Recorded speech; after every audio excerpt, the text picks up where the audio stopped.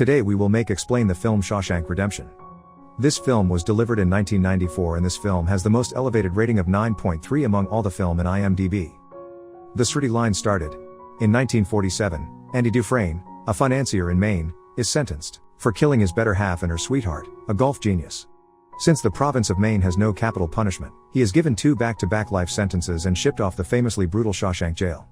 Andy continues to guarantee his blamelessness, yet his cold and ascertaining attitude persuades everybody to think he got it done. In the interim, Ellis Boyd Redding, known as Red, is being consulted for parole in the wake of having burned through 20 years at Shawshank for homicide. In spite of his earnest attempts and conduct, Red's parole is dismissed, which doesn't stage him so much. Red is then presented as the neighborhood runner who can get prisoners anything they need, sensibly speaking. A caution goes off, alarming all detainees of fresh introductions. Red and his companions bet on whichever new fish will have an anxious separate during his most memorable night in jail. Red puts down a tremendous bet on Andy.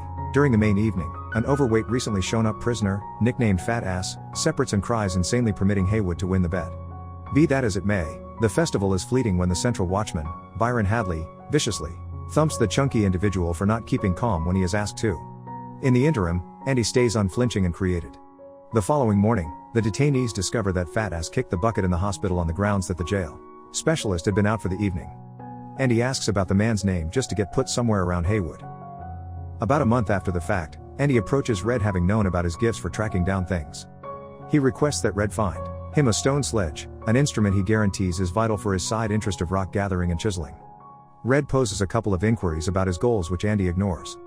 Red consents to put in the request and furthermore cautions Andy about the Sisters, a gathering of detainees who physically attacks different detainees, in particular their chief, Boggs, who has eyes only for Andy.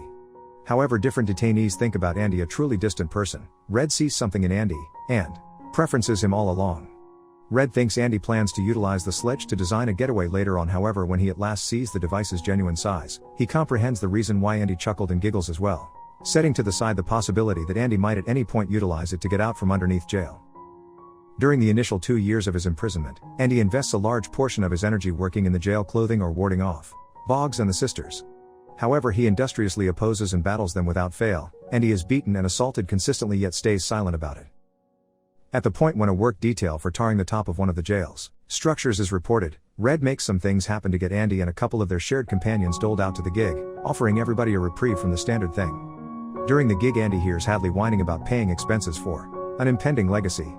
Drawing from his skill as a financier, Andy tells Hadley how he can protect his cash from the IRS by transforming it into a one-time gift for his do furnish the functioning detainees with cold lagers before the gig is done. Red comments that Andy might have designed the honor to construct favor with the jail monitors as much similarly as with his kindred detainees. However, he additionally figures Andy did it just to feel ordinary once more. While watching a film, Andy approaches Red with another uncommon interest and requests the entertainer Rita Hayworth. Red is astounded by the interest, yet consents to put in the request. As he leaves the theater, Andy again experiences the Sisters. In spite of the fact that he can convince his direction not to be assaulted, he is ruthlessly pummeled to a pulp, placing him in the clinic for a month. Boggs spends 7 days in single for the beating. At the point when he emerges, he finds Hadley and his men holding up in his cell. They beat him so seriously that he's left incapable to walk or eat strong nourishment until the end of his life and is moved to a jail emergency clinic upstate. The Sisters continue on and at absolutely no point ever trouble Andy in the future. At the point when Andy escapes the hospital, he tracks down a lot of rocks for him to shape and a monster banner of Rita Hayworth in his cell, presents from Red and his companions. Superintendent Samuel Norton catches wind of how Andy helped Hadley and utilizes an unexpected cell examination to evaluate Andy. He finds Andy perusing his duplicate of the Blessed Book of Scriptures and they discuss their number 1 sections while the watchmen are flipping around the cell searching for unlawful belongings. Happy with their experience, the superintendent leaves and nearly neglect to give Andy his book of scriptures back. He then, at that point, urges Andy to continue perusing the good book, saying that salvation lays inside. Andy is subsequently exhorted that he will presently work in the jail library with maturing prisoner streams Hatlin. The justification for his exchange is made clear when a jail monitor shows up asking Andy for monetary exhorting. Andy sets up an improvised work area and starts working, giving monetary encouraging to most jail watches and assisting them with their personal government forms. Andy additionally sees a chance to grow the jail library. He begins by asking the Maine State Senate for reserves. He composes letters consistently. His monetary help practice is valued to such an extent that even monitors from different jails, when they visit for between jail baseball matches, look for Andy's monetary aptitude. Indeed, Even the superintendent himself has Andy setting up his government forms. Not long a while later, Creek snaps and takes steps to kill Haywood to try not to be paroled. Andy can talk him down. At the point when his companions examine Stream's conduct, Red feels for Creek's having clearly become organized, subsequent to burning through 50 years at Shawshank. He has become basically molded to be a detainee until the end of his life and can adjust to the rest of the world. Red comments, "These walls are entertaining. First you disdain them, then you become acclimated to them. Enough time elapses, you get so you rely upon them." Streams is paroled and goes to reside in a shelter. He is likewise given a task at a general store which he despises. Tracking down it difficult to conform to life outside the jail, he in the end ends it all, leaving the message Creeks was here cut on a wooden pillar. Following 6 years of composing letters, Andy gets $200 from the state for the library, alongside an assortment of old books and phonograph records. However, the state senate thinks this will be sufficient to get Andy to stop his letter composing effort. He is unflinching and tries harder. At the point when the gifts of old books and records show up at the superintendent's office, Andy tracks down a duplicate of Mozart's The Marriage of Figaro among the records. He secures the gatekeeper relegated to the superintendent's office in the restroom and plays the record over the jail's DAD framework. The whole jail is before long enraptured by the music. Red comments that the voices of these ladies caused everybody to feel free, if by some stroke of good luck briefly. Outside the workplace, Norton seems angry at the demonstration of insubordination, and orders Andy to switch in private player. Andy answers by increasing the volume. The superintendent orders Hadley to break into the workplace and Andy is sent quickly to isolation for a considerable length of time. At the point when he gets out, he lets his companions know that the stretch was the simplest time he could possibly do in the opening since he enjoyed it with Mozart's Figaro latched onto his subconscious mind for solace. At the point when different detainees let him know how far-fetched that is, he discusses the power that trust can have in jail and that trust can support them. Red unequivocally contradicts Andy, guaranteeing that trust is something hazardous in a spot like Shawshank and tells Andy he ought to become acclimated to living without it. Andy suggests that this is precisely exact thing Streams did and Red leaves the table irate. Not long later, Red has another parole hearing and understands he's been in jail for 30 years at this point. He utilizes precisely the same words he utilized decades sooner, just with no excitement by any stretch of the imagination. His parole is dismissed once more. Andy gives him a harmonica to honor his 30 years, which Red answers by offering Andy a monster banner of Marilyn Monroe to recognize his 10 years. Around 4 years after the Mozart occurrence, the state senate at last reaches the resolution that they will not dispose of Andy with simply one more check. So they permit him a financial plan of $500 per year to construct his library. Andy utilizes it astutely and manages book clubs and noble cause to make the best jail library in the state and names it after Creek's. With the developed library and more materials, Andy starts to tutor prisoners who need to accept their secondary school confirmations so they can find a fair line of work once they're out. In the meantime, Superintendent Norton benefits from Andy's information and devises a plan by which he gives jail prisoners who need to accept their secondary school confirmations so they can find a fair line of work once they're out. In the meantime, Superintendent Norton benefits from Andy's information and devises a plan by which he gives jail prisoners by setting up a few records in a few banks, alongside a few ventures, utilizing the phony personality of Randall Stevens, a man who just exists on papers, made by Andy himself through his insight into the framework and mail-requested structures. Randall Stevens formally has a birth endorsement, government-backed retirement number and driving permit. Would it be a good idea for anybody at any point examine about the plan? They will pursue a man who just exists on paper. Andy imparts the subtleties to Red, noticing that he needed to go to jail to figure out how to be a hooligan. In 1965, a youthful detainee named Tommy comes to Shawshank to spend time in jail for breaking and entering. Tommy is nice, charming, and well known among the different detainees and has become friends with by both Andy and Red. At the point when Tommy makes sense of that he's been going all through jail since he was 13 years of age, Andy proposes that Tommy ought to consider a different profession other than robbery since he is by all accounts not great at it. The idea truly gets to Tommy and he requests that Andy assist him with chipping away at procuring his secondary school equivalency. Decent understudy, he is as yet disappointed when he takes the actual test, folding it up and throwing it in the garbage. At any rate, Andy recovers it and sends it in. Tommy gets some information about Andy's case which Red makes sense of. After hearing the story, Tommy is noticeably vexed. He then tells Andy and Red the narrative of a previous fellow prisoner of his from one more jail who flaunted about killing a man who was a star golf player at the Nation Club he worked at, alongside his sweetheart. The lady's significant other, a broker, had gone to jail for those homicides. With this new data, Andy, confident, meets with the superintendent, anticipating that Norton should assist him with getting another preliminary with Tommy as an observer. The response from Norton is totally in opposition to what Andy expected. At the point when Andy says earnestly that he could never uncover the tax evasion plans he set up for Norton throughout the long term, the superintendent ends up being incensed and arranges him to singular for a month. The detainees talk about the sentence referencing the most significant length of time in single they've known about. They likewise understand that Andy may genuinely be honest all things considered and has spent very nearly 20 years in jail for a wrongdoing he didn't carry out. Tommy gets a letter from the leading body of instruction declaring that he has breezed through the test and presently possesses a secondary school recognition. A watchman passed the news to Andy in his single cell, which makes him grin a bit. Later on, Tommy is accompanied outside around evening time to confidential gathering with the superintendent. Superintendent Norton inquires as to whether the story he told Andy is valid and in the event that he might want to affirm for Andy's sake. Tommy eagerly concurs. The superintendent grins at him prior to gesturing to Hadley to shoot him dead. At the point when the superintendent visits Andy in single, he lets him know that Tommy attempted to escape and that Hadley had no real option except to shoot him. Andy doesn't buy that story and lets Norton know that everything stops and that he won't work for him any longer. The superintendent compromises Andy to close down the library, consume every one of the books, and move Andy to an entirely different cell in an entirely different piece of the jail. With the most solidified crooks, would it be a good idea for him he quit working for him. He then passes on and orders Andy to one more month in single to contemplate things. At the point when Andy at last emerges from single, he and Red have a discussion where Andy discusses his better half and the amount he cherished her and feels liable for her demise despite the fact that he didn't pull the trigger. He then, at that point, discusses his ventures. Would it be advisable for him he at any point escape jail? He discusses Zihuatanejo, an oceanside town on the Pacific shore of Mexico where he might want to reside until the end of his life and deal with a lodging there.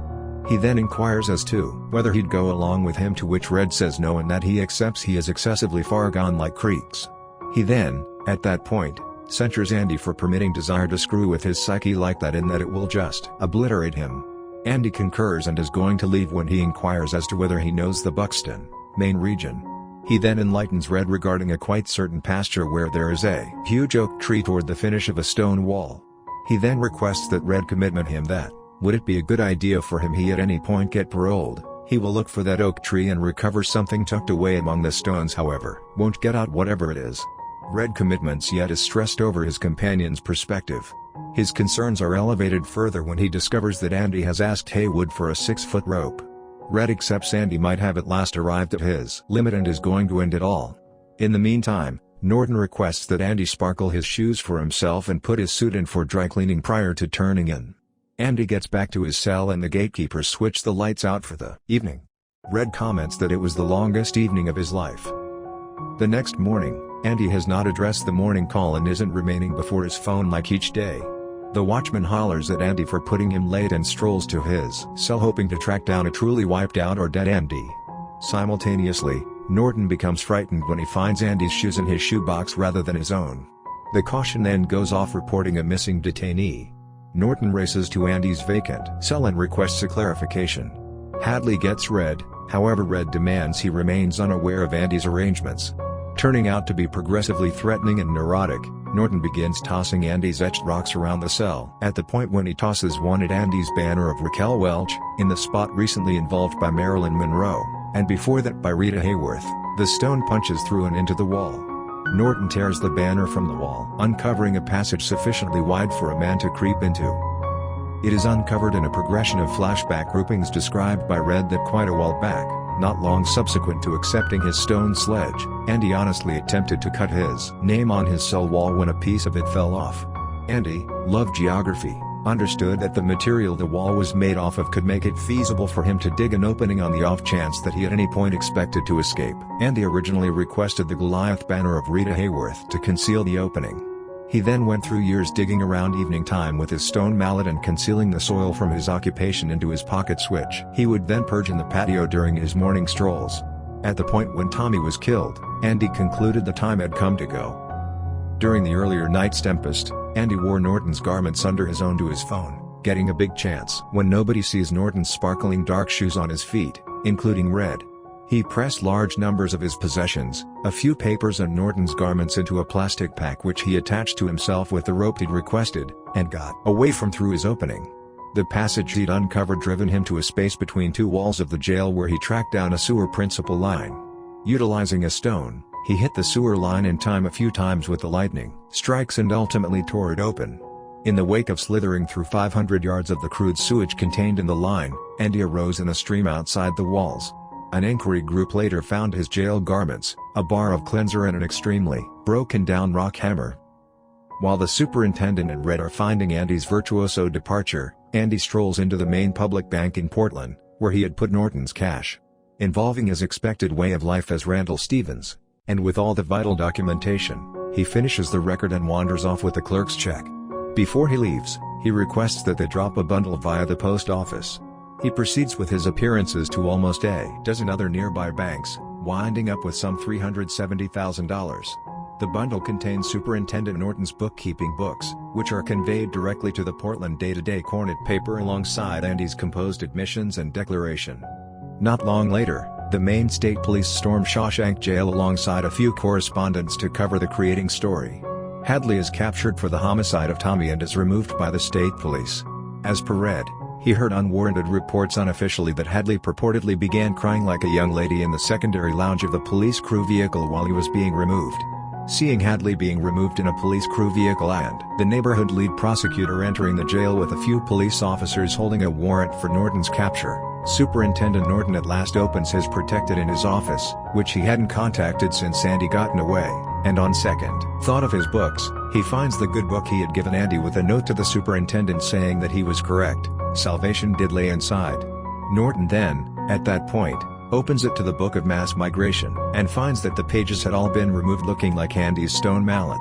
Norton strolls back to his work area as the police beat on his entryway, takes out a little pistol and ends it all by shooting himself in the head. Red comments that he contemplated whether the superintendent thought, just prior to pulling the trigger, how Andy might at any point have defeated him. Not long after, Red gets a postcard from Stronghold, Hancock, Texas, with nothing composed on it. Red accepts it as a sign that Andy made it into Mexico to opportunity.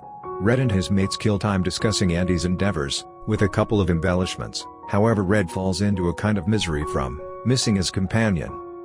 At Red's next parole hearing in 1967, he converses with the parole board about how restored is only a made-up word imagined to legitimize their work.